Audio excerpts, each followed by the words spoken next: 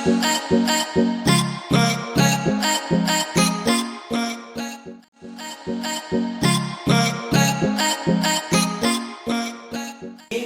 लोग बहुत ही इंपॉर्टेंट चीज पढ़ने वाले हैं, सिकल सेल एनीमिया। ये एक डिजीज है जो कि हीमोग्लोबिन एस की वजह से होती है, या हम कहें mutant form of the haemoglobin की वजह से होती है। तो ये जो सिकल सेल एनीमिया, ये एग्जाम में भी पूछा जाता है, नेट पे कई बार आ चुका है सिकल सेल एनीमिया के बारे में। तो अब आप देखिए, जो नॉर्मल हीमोग्लोबिन होता है, नॉर्मल हीमोग्लोबिन में क्या होता है, हमारी बॉडी के अंदर जो नॉर्मल हीमोग्लोबिन होता है, तो वो नॉर्मल हीमोग्लोबिन में आयरन जो है वो +2 स्टेट में होता है। ठीक है, नॉर्मल हीमोग्लोबिन में क्या होता है, उसको हम ऐसे रिप्रेजेंट कर सकते हैं, PFE2 ऐसे कर सकते हैं, PFE2 करते हैं। ठीक है, इसमें नॉर्मल हीमोग्लोबिन में क्या होता है, इसका अगर हम लोग स्ट्रक्चर देखें तो इसमें एक हीम यूनिट होती है। हीम यूनिट में क्या होगा कि ऐसे ये अगर पायरिन है, ये एक हीम यूनिट है।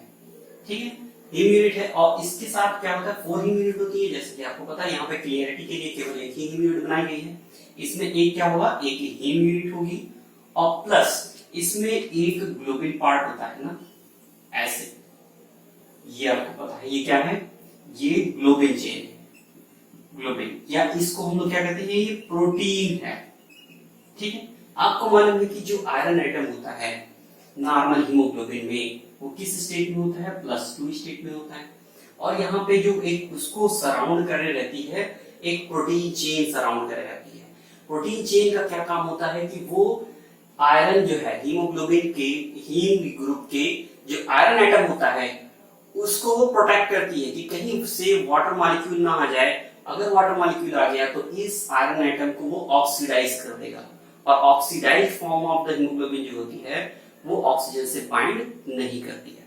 तो इसलिए इसका क्या काम होता है, ये प्रोटेक्शन प्रोवाइड करती है ग्लोबिन चेन। ठीक है, तो प्रोटेक्शन प्रोवाइड करती है। इसमें क्या होता है, इस चेन में दो, आपने पहले भी पढ़ रखा है कि इसमें जो कुछ चेन होती हैं, इसमें कुछ चेन होती हैं। ठीक है, तो इसमें 2 चेन ऐसी होती हैं, जो प्रोटीन पार्ट होता है, इसमें 2 चेन ऐसी होती है जिसको हम लोग क्या कहते हैं, अल्फा चेन कहते हैं। ठीक है, अल्फा चेन। इसमें आपको पता है कि 141 अमीनो एसिड्स होते हैं, 141 अमीनो एसिड्स होते हैं। जो प्रोटीन होता है उसकी 2 चेन जो है वो अल्फा होती हैं, जिसमें 141 अमीनो एसिड्स होते हैं, और 2 चेन जो होती हैं वो कैसी होती हैं, वो बीटा चेन होती हैं। ठीक है, जिसमें कितने अमीनो एसिड होते हैं, 146 अमीनो एसिड्स होते हैं, 146 अमीनो एसिड्स होते हैं। ठीक है, इतनी बात आपको सुनना है। तो यहाँ पे क्या है कि अल्फा चेन में 141 अमीनो एसिड्स और बीटा चेन में 146 अमीनो एसिड्स होते हैं।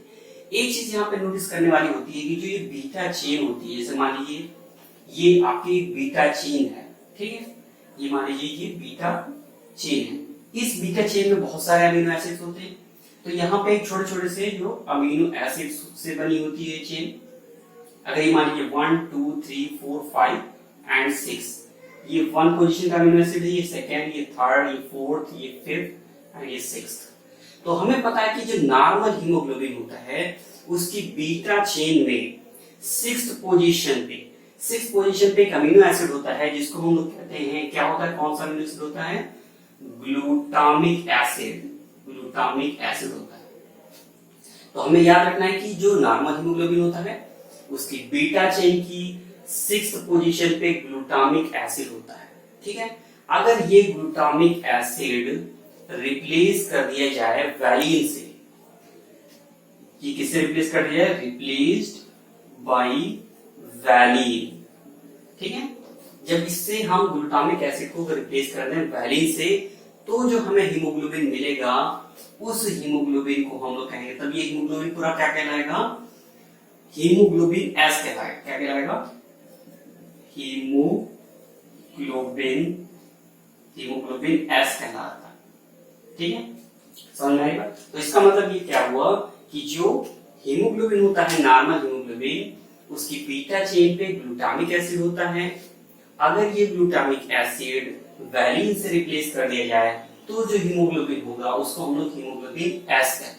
ठीक है, ये कैसे बनता है, ये जेनेटिक इनबॉर्न डिजीज होती है, जिसमें क्या होता है कि म्यूटेंट जो हीमोग्लोबिन है वो म्यूटेशन कर जाता है, जिसमें ग्लूटामिक एसिड जो है वो ऑटोमेटिकली रिप्लेस्ड होता है किससे, वैलिन से, और उस हीमोग्लोबिन को हम लोग हीमोग्लोबिन एस कहते हैं। ठीक है, अब ये एस हीमोग्लोबिन जब होता है, इसमें एस हीमोग्लोबिन की वजह से क्या होता है कि जब आपने पढ़ा होगा कि जो दो स्टेट होती है, एक टेंस स्टेट होती है, डीऑक्सी हीमोग्लोबिन को हम लोग टेंस स्टेट कहते हैं, और ऑक्सी हीमोग्लोबिन को हम लोग रिलैक्स स्टेट कहते हैं। तो जब रिलैक्स स्टेट से, तो जब ये रिलैक्स स्टेट से, आर स्टेट से हीमोग्लोबिन कन्वर्ट होता है टी स्टेट में, दैट इज टेंस स्टेट में कन्वर्ट होता है। अगर ये आर स्टेट और टी स्टेट आपको पढ़ना है तो आप प्रीवियस लेक्चर्स में आप उसको समझ सकते हैं। ठीक है, तो ये क्या होता है, रिलैक्स स्टेट है, ऑक्सीडाइज्ड फॉर्म है, ये डीऑक्सीडाइज्ड फॉर्म है, इसमें ऑक्सीजन नहीं होता है। जब आर स्टेट से रिलैक्स स्टेट में ये कन्वर्ट होता है तो हीमोग्लोबिन एस जो है ये क्या करता है, जब आर से टी स्टेट में कन्वर्जन होगा तो हीमोग्लोबिन एस जो है वो पॉलीमराइज कर जाता है, दैट इज आर से टी स्टेट कन्वर्जन में हीमोग्लोबिन एस जो है वो पॉलीमर बन जाता है। और पॉलीमर बन जाने की वजह से, क्योंकि हीमोग्लोबिन आरबीसी में होता है, और पॉलीमराइज कर जाने की वजह से जो आरबीसी का जो शेप है वो सिकल शेप हो जाता है। तो इसमें क्या होता है, ये पॉलीमर बनेगा, जिस वजह से क्या है, आरबीसीज बिकम सिकल शेप हो जाती है। ठीक है, सिकल शेप का मतलब है दैट इज वो कैसे दिखाई देंगी, कुछ इस तरह से दिखाई देंगी, सिकल लाइक हो जाती है कुछ इस तरह से। ठीक है, ये इस तरह से इसका शेप हो जाता है सिकल की तरह। तो आरबीसी जो है वो सिकल शेप हो जाती है, और इस डिजीज को हम लोग क्या बोलते हैं, सिकल सेल अनीमिया बोलते हैं, सिकल सेल अनीमिया। ठीक है, तो हम ये कह सकते हैं कि जो सिकल सेल अनीमिया है वो किससे होती है, वो होती है हीमोग्लोबिन एस से होती है। और हीमोग्लोबिन एस क्या है, इसको हम लोग कह सकते हैं म्यूटेंट फॉर्म ऑफ हीमोग्लोबिन। ठीक है, तो एक बार फिर से समझ लें कि जो नॉर्मल हीमोग्लोबिन होता है उसमें क्या होता है, दो चेन होती है ग्लोबिन पार्ट में, ये दो चेन जो होती है वो अल्फा होती है जिसमें 141 अमीनो एसिड होते हैं, दो चेन होती है जो बीटा होती है जिसमें 146 अमीनो एसिड होता है।